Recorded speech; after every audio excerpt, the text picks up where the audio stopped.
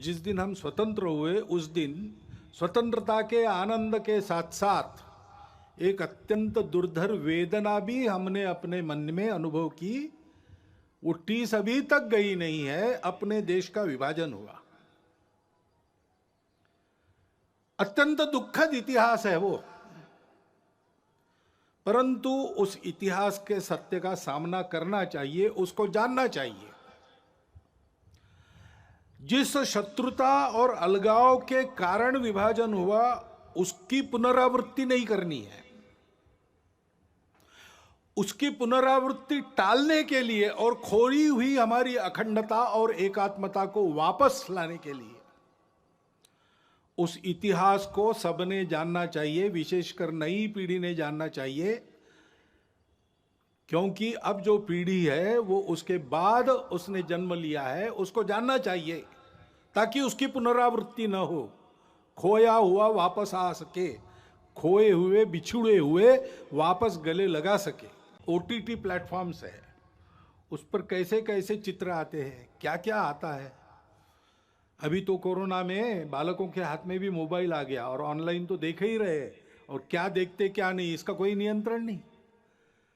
और OTT platform पर क्या दिखाना इसका भी कोई नियंत्रण नहीं। देश में तरह तरह के नशीले पदार्थ आते, उनकी आदतें बढ़ रही है। वो कैसे रोकी जाए, कैसा हो पता नहीं। उच्च वर्ग से लेकर तो बिल्कुल आखिरी आदमी तक समाज के जितने भी स्तर है सब में भयंकर व्यसन। और उस व्यापार से आने वाला पैसा किसके हाथ में जाता है हम सबको पता है। देश विरोधी कार्यों में उसका उपयोग होता है। सीमा पार के देश उसको प्रोत्साहन करते हैं। ऐसी सारी बातें चल रही है और अनियंत्रित बातें भी बढ़ रही है। बिटकॉइन जैसी करेंसी है, किस राष्ट्र का किस नियम का उस पर नियंत्रण है मुझे नहीं पता। एक स्पर्धा खड़ी हो रही है। इन सब बातों को नियंत्रित करना, समाज के हित में चलाना, ड्रग्स जैसे व्यसनों का पूर्ण निराश हो इसका प्रयास करना, यह शासन को करना चाहिए, करना पड़ेगा। सब लोग आजकल कहते हैं, पहले इतना नहीं कहते थे, आजकल कहते हैं। वो कहते हैं ये जनसंख्या क्या क्या करेंगे, बढ़ती जा रही बढ़ती जा रही है।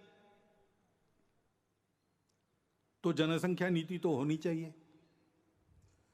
अपने यहां विचार हुआ है, एक परिवार में 2.1 ऐसा कहा है ना, 2 बालक रहे, ऐसा विद्वानों ने मिलकर निश्चित किया, सरकार ने उसको स्वीकार किया, ये सब हुआ है।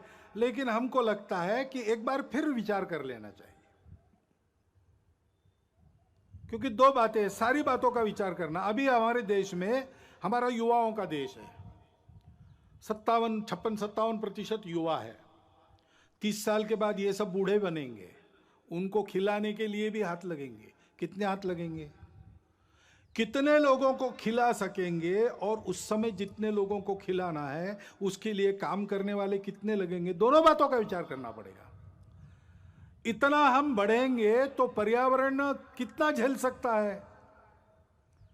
हमारी माताएं उस दृष्टि से कितनी सक्षम है, उनको खुद के पैरों पर खड़ा रखने का सामर्थ्य, उनका सशक्तिकरण कितना हुआ है, वो कितनी प्रबुद्ध है, हम उनको कैसा ऐसा बना सकते। एक 50 साल आगे तक का विचार करके एक नीति बनानी चाहिए, और उस नीति को सब पर समान रूप से लागू करना चाहिए। क्योंकि जैसे जनसंख्या एक समस्या बन सकती है, वैसे जनसंख्या का असंतुलन भी समस्या बनती है, बन रही है देश में, दुनिया में। हम देख रहे हैं, सब लोग बोल रहे हैं। एबीपी साझा, जोश, जज्बा, जुनून।